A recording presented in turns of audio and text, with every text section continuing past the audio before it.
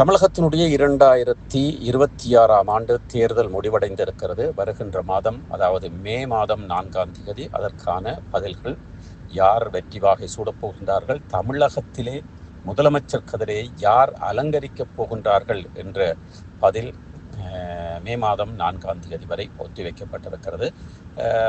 அது இந்த 4ஆம் தேதி அதனுடைய அறிவித்தல்கள் வரும். எதுவாக இருந்தாலும் விஜய் அவர்கள் ஆட்சியை பிடித்தால், ஆட்சிக்கு வந்தால், முதலமைச்சராகப்பட்டால், ஈழத்தமிழர்கள் நினைப்பது போலவோ அல்லது உலகத் தமிழர்கள் நினைப்பது போலவோ அல்லது தமிழ்நாட்டு தலைவர்கள் நினைப்பது போலவோ அல்லது விஜய் அவர்களுடைய தொண்டர்கள் குண்டர்கள் நினைப்பது போலவோ இலங்கையிலே ஈழத்தமிழர்களுக்கு எந்தவித பிரயோசனமும் இல்லை. சீமான் அவர்கள் வெற்றி பெற முடியாது, 4வது இடத்திலே தள்ளப்பட்டிருக்கிறார் என்பது நாங்கள் அனைவரும் பார்த்த விடயம், அறிந்த விடயம். தேர்தலுக்கு முன்பாகவும் பிற்பாடாகவும் நாங்கள் அறிந்த பார்க்கின்ற விடயங்களிலே முதலாவதாக ஸ்டாலின் அவர்கள் நின்று கொண்டிருக்கிறார். சில வேளைகள் விஜய் அவர்கள் 4ஆம் தேதி முதலமைச்சராக அறிவிக்கப்படுகின்ற அந்த சாத்தியக்கூறுகள் கூட இருக்கிறது. 3வது இடத்தை எந்தவித காரணமும் இல்லாமல் ஏடிஎம்கே தான் தக்க வைத்துக் கொண்டிருக்கிறது. 4வது இடத்திற்கு சீமான் அவர்கள் தள்ளப்பட்டிருப்பதன் காரணம் விஜய் தான் அதிகமான காரணமாக இருக்கின்றார் என்று கூறப்படுகிறது. ஏற்கனவே டிஎம்கேயில இருந்தவர்கள் கூட, ஏடிஎம்கேயில இருந்தவர்கள் கூட பலர் சீமானுடைய நாம் தமிழர் கட்சிக்கு ஆதரவு செலுத்தி கொண்டிருக்கிறார்கள். ஆனால் சீமானுடைய கட்சிக்கு ஆதரவாக குரல் கொடுத்தவர்கள், நகர்ந்தவர்கள், அவரோடு இணைந்திருந்தவர்களில் கிட்டத்தட்ட 35% விஜயனுடைய கட்சிக்கு தாவி இருப்பதாகவும் விஜயனுடைய கட்சிக்கு வாக்களித்திருப்பதாகவும் நாங்கள் அறியக்கூடியதாக இருக்கிறது. இருந்தாலும் மே மாதம் 4ஆம் தேதி தான் அதனுடைய முடிவு வரும். அதற்காக சீமான் அவர்கள் முதலமைச்சராகவோ ஒரு எதிர்க்கட்சியாகவோ வருவதற்கு சாத்தியமே இல்லை. ஒன்று முதலமைச்சராக விஜயனுடைய கட்சி வர வேண்டும், இல்லையேல் டிஎம்கே ஸ்டாலின் அவர்கள் வர வேண்டும். எதிர்கட்சியாக அல்லது ஆளுங்கட்சியாக இவர்கள் இருவரில் ஒவ்வொருவர் தான் மாறி வருவார்கள். 3வது கட்சியாக ஏடிஎம்கே, 4வது கட்சியாகத்தான் சீமான் அவர்கள் இருக்கிறார்கள். அவர் 4வது இடத்துக்கு தள்ளப்படுவதற்கு ஒன்று விஜயனுடைய புதிய வியூகங்கள், அதைவிட புதிய பிரசவம் என்று கூட கூறலாம் இந்த அரசியலுக்கு. அதே வேளையிலே ஏடிஎம்கேயிலேயும் பிஜேபியினர் கூட ஒரு குறிப்பிட்ட அளவிற்கு அவர்கள் வாக்கு வங்கி வைத்துக் கொண்டிருக்கிறார்கள். டிஎம்கே தனிப்பட்ட முறையிலே வெற்றி பெற முடியாது. அது ஜெயலலிதா அவர்கள் இருக்கும் வரைக்கும் அதைவிட டிஎம்கேயிலே பல பிரிவுகளாக உடைந்திருக்கின்றார்கள். பழனிச்செல்வம் அவர்களுடைய பக்கம் டிஎம்கேக்குள்ளே பலர் சென்று விட்டார்கள். ஏடிஎம்கேக்குள்ளே இருக்கின்றவர்களுக்கு ஏடிஎம்கே ஒரு கட்சியாக கூட சில வேளைகளில் சீமான் கூட 3வது இடத்துக்கு வரலாம்.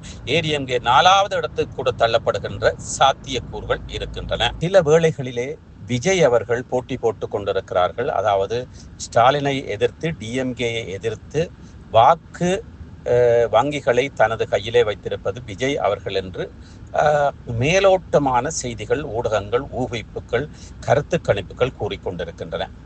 இருந்தாலும் கூட விஜய் அவர்கள் தமிழக தேர்தலில் 2026ஆம் ஆண்டு தமிழக தேர்தலில் வெற்றி பெற்றாராக இருந்தால் ஈழத் தமிழர்களுக்கு எந்தவித பிரயோசனமும் இல்லை என்பது குறிப்பிடத்தக்க விடயம். காரணம், விஜய் அவர்களினூடாகவோ அல்லது இதுவரை காலமும் இருந்த முதலமைச்சர்களினூடாக ஈழத்தமிழர்களுக்கான உரிமைகள் பேசுகிறோம், செய்கிறோம், அழுத்தம் கொடுக்கின்றோம் என்று கூறுகின்றார்களே தவிர சீமான் உட்பட நிச்சயமாக அவர்களால் செய்ய முடியாது. அதற்கு இலங்கை அரசும் ஏற்றுக்கொள்ளாது, உலக நாடுகளும் ஏற்றுக்கொள்ளாது.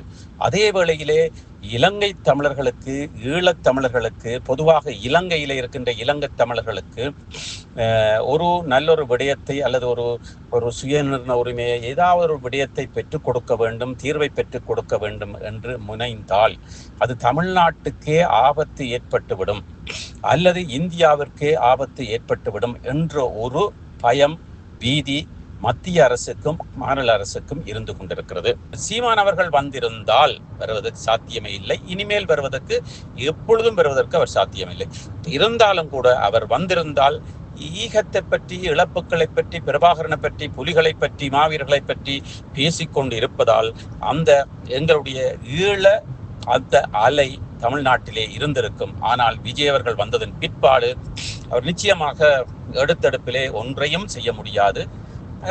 அதே வேளையிலே ஈழத்தமிழர்களுக்கு ஆதரவும் பெரிய அளவிலே செய்வார் என்பது அது ஒரு நிராகரிக்கப்படக்கூடிய விடயம். அதற்கு அவருடைய குடும்ப சூழ்நிலை, குடும்ப பிரச்சனை கூட காரணமாக இருக்கிறது. அவர் மனைவி மீது மாத்திரமல்ல, ஈழத்தமிழர்கள் மீது கூட சற்று கோபமாக இருப்பதாக கூறப்படுகிறது. காரணம், அவருடைய மனைவியுடைய விவாகரத்து பிரச்சனையிலே மூக்கு நுழைத்து பல ஊடகங்கள், தனியார்கள் அவருடைய மனைவிக்கு ஆதரவாகவும் விஜயை தூற்றியதாகவும் பார்க்கக்கூடியதாக இருக்கிறது, பார்த்திருக்கின்றோம்.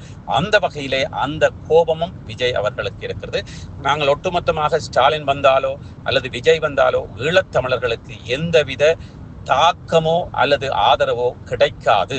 இருந்தாலும் கூட சீமான் தொடர்ந்து ஆட்சியை பிடிக்காவிட்டாலும் அந்த கட்சியை தொடர்ந்து நடத்தி கொண்டிருக்கின்ற வரைக்கும் ஈழத்தமிழர்களுடைய புகழ், பேச்சு அனைத்தும் தமிழ்நாட்டிலே ஒலித்து கொண்டே இருக்கும். அதுவும் தன்னலமோ பொதுநலமோ என்றதை தாண்டி அதனை சீமான் செய்து கொண்டு வருகிறார். அவர் தன்னுடைய தேவைக்கு செய்தாலும் கூட அதிலே ஈழத்தமிழர்களுக்கு நன்மை அடங்கி இருக்கிறது என்றுதான் லங்காபூர் ஊடகம் கருதுகிறது. முடிந்தவரை இந்த செய்தியை பகிருங்கள், உதவி செய்யுங்கள். நன்றி, வணக்கம். இலங்கை. சுவிட்சர்லாந்துல வீடு வாங்க போறீங்க, இல்ல ஆல்ரெடி உங்களுக்கு அங்க வீடு இருக்குன்னா இந்த வீடியோ உங்களுக்காக தான். ஸோ ஸ்கிப் பண்ணாம ஃபுல்லா பாருங்க. ஒரு மனிதனுக்கு வீடு அப்படிங்கிறது ரொம்பவே அத்தியாவசிய தேவை. அத்தியாவசிய தேவைகள்ல முக்கியமான பங்கு வகிக்கிறதே இந்த வீடு தான். ஸோ அப்படி வீடு வாங்குறது, விற்கிறது, இது சம்பந்தமா உங்களுக்கு இருக்கிற நிறைய ப்ராப்ளத்துக்கு சொல்யூஷன் தர ஒரே இடம் தான் உங்கள் செல்வாசக். Your future our vision. இப்போ சுவிட்சர்லாந்துல வீட்டோட வட்டி விகிதத்துல நல்ல மாற்றம் வந்திருக்கு, நிறைய குறைஞ்சிருக்கு. ஸோ நீங்க ஏதாவது அக்ரிமெண்ட் போட்டு வச்சிருக்கீங்கன்னா இப்பவே அதை ரெனிவல் பண்ணி மாற்றி வச்சுக்கிட்டீங்கன்னா உங்களுக்கு நிறைய ப்ராஃபிட்ஸ் இருக்கும். ஸோ இது சம்பந்தமா உங்களுக்கு ஏதாவது அப்டேட்ஸ் வேணும், இந்த மாற்றத்துல உங்களுக்கு ஏதாவது டவுட் இருக்கு அப்படின்னா மறக்காம ஸ்கிரீன்ல தெரிய நம்பர் கால் பண்ணுங்க. சுவிட்சர்லாந்துல நீங்க வீடு வாங்கணும் இல்ல வீடு விற்கணும், அந்த மாதிரி ஏதாவது உங்களுக்கு தேவைகள் இருந்தா மறக்காம எங்களை கான்டாக்ட் பண்ணுங்க. உங்களோட எல்லா தேவைகளையும் உங்க ஃபேமிலியில ஒரு மெம்பரா இருந்து நாங்க பார்த்து பண்ணி கொடுப்போம். இது உங்கள் செல்வாசக். இச்செய்திகளுக்கு பிரதான அனுசரணை செல்வாசோக் இமோபிலியன், சுவிஸ் நாட்டில் முன்னணி நிறுவனம். தொடர்புகளுக்கு 0795146428. வீடு வாங்க, வீடு கட்ட, வீடு திருத்த மற்றும் வீட்டு கடன். Your future our vision. இது போன்ற மேலும் பல முக்கிய சுவாரஸ்யமான செய்திகளை அறிந்து கொள்ள லங்காபூர் யூடியூப் சேனலை சப்ஸ்கிரைப் பண்ணுங்கள். எமது செய்திகள் உடனடியாக கிடைக்க பெல் பட்டனை அழுத்துங்கள். அத்தோடு எமது செய்திகளை மற்றவர்களும் பார்வையிட ஷேர் செய்யுங்கள். நன்றி.